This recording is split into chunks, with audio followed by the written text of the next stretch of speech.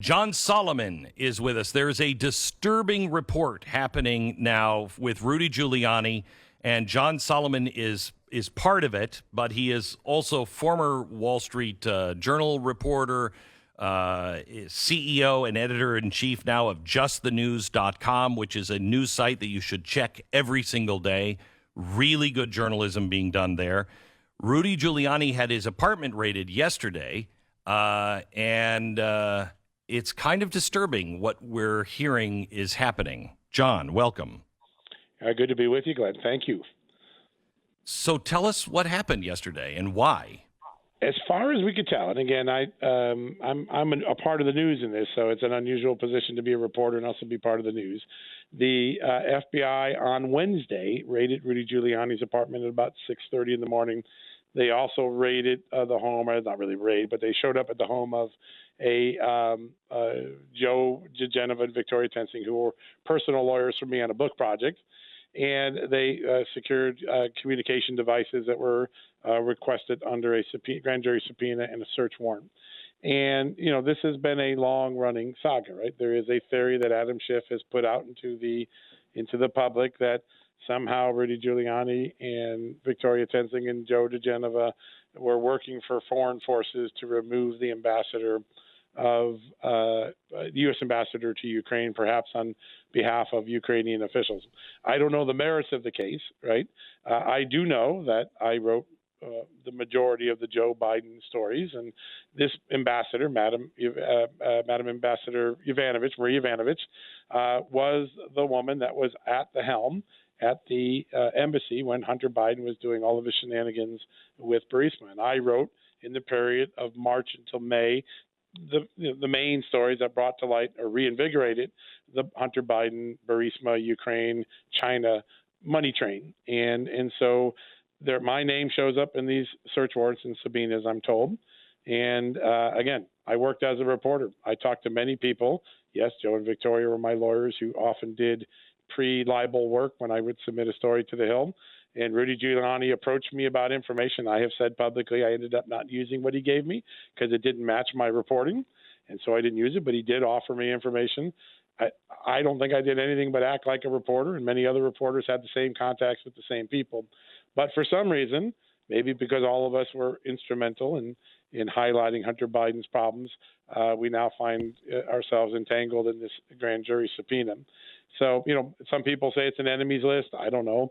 I hope to think not. And I would like to give the benefit of the doubt to the U.S. Attorney's Office that maybe they're looking at something, and when they look at the facts, they'll come to the right decision. But as a reporter, it's very chilling when your name gets leaked as part of a grand jury subpoena. Someone obviously wanted my name out there. That's why they put it on the subpoena. Adam Schiff wanted my name out there. That's why he leaked my phone records. And yet in 2.5 years, no one's found anything wrong. And everything that people said about the Burisma story at the time, it's wrong, it's Russian disinformation. It's all been validated.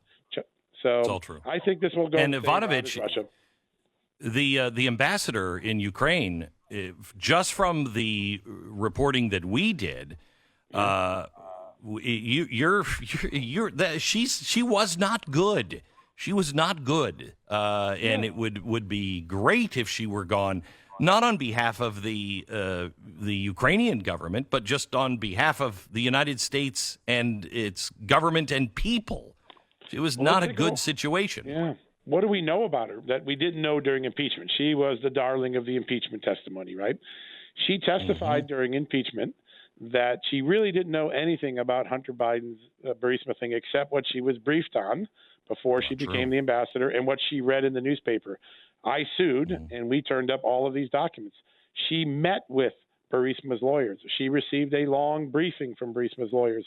George Kent, the guy with the bow tie that made himself famous in the impeachment, he told her a bribe had been paid by Burisma why Hunter Biden was on the board, and she reported it to her boss, Victoria Nuland. None of that was in her testimony. A lot of people think she was at least deceptive by omission, if not outright dishonest. I know, because of the good work of Judicial Watch, that she ordered myself and Sean Hannity and many other famous people to have our social media illegally monitored by federal agents and federal employees. The State Department cannot target Americans and use its intelligence resources. We know she did that wrong. We know she had a dysfunctional relationship with the Ukrainian prosecutor whose job it was to carry out her anti-corruption agenda. I think the body of history that we know about Marie Ivanovich today versus what we knew about 2 years ago is very different. And I think, unfortunately, most of the rest of the media got scared away from this story when Adam Schiff and the fake whistleblower and others started to make claims that, aren't true. They for a while, the New York Times and ABC News were reporting what I was reporting, and then they all ran for cover. If this happened 20 years ago, John, to a reporter, wouldn't all the reporters, everybody in the media, be rallying around you? They sure would. In fact, ironically, Glenn, 20 years ago this month, it did happen to this reporter. I don't know if you remember this, but just before 9/11, when I was Associated Press reporter, the Bush administration, actually Robert Mueller, we've heard a lot about him over the years, he authorized a subpoena for my phone records trying to find out my sources on something. And then a few months later, without a warrant, they intercepted my mail at the border. They had to admit that was an unlawful search and seizure. And the media rallied around me. Why? Because it was George Bush's Justice Department going after me. But when it's the Biden Justice Department, I haven't gotten a single call of support from a single journalist.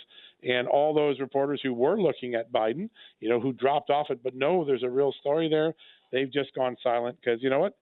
If they probably saw what happened to me. I have an impeccable reputation in journalism.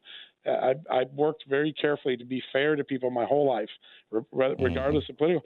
They destroyed my reputation. They called me a Russian disinformation artist. No one wants to go through that, and I think they scared the rest of the media off. And silence will be the greatest sin of omission that the industry pays on this particular issue. They were silent when Adam Schiff took my phone records. No one was outraged then, except for the Wall Street Journal op-ed pages. Please count this as a genuine call of support, but not from anybody with any kind of journalistic credibility. But we're behind you, John.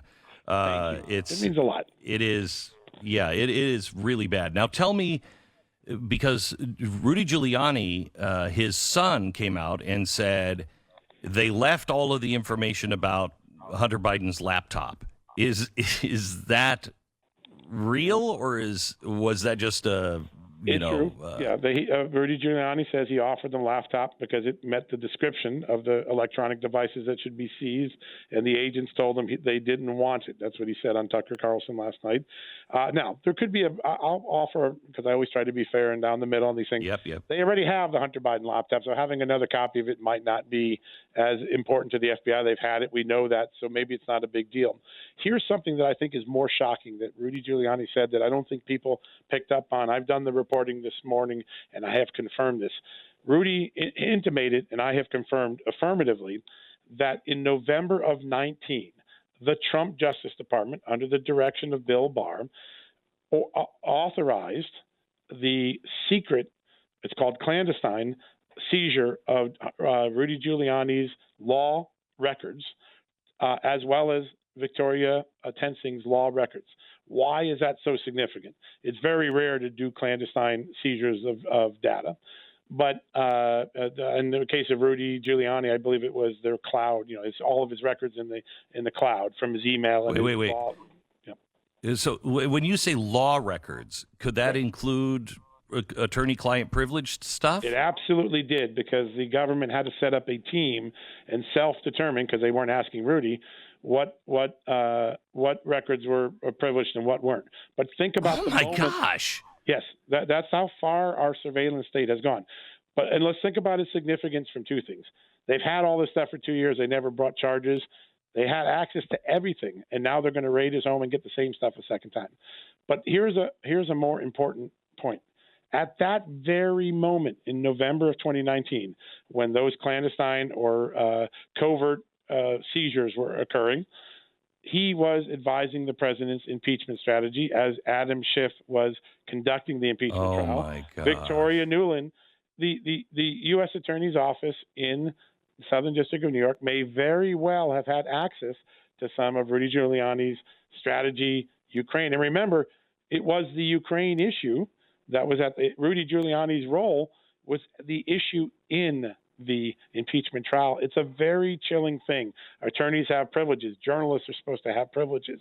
It appears that the surveillance state of America, whether it's Adam Schiff's surveillance state with his subpoena for phone records or the Justice Department, doesn't seem to regard the privileges of attorneys or the privileges of journalists as robustly as they did 10 or 20 or 30 years ago. That is bone chilling. Bone chilling.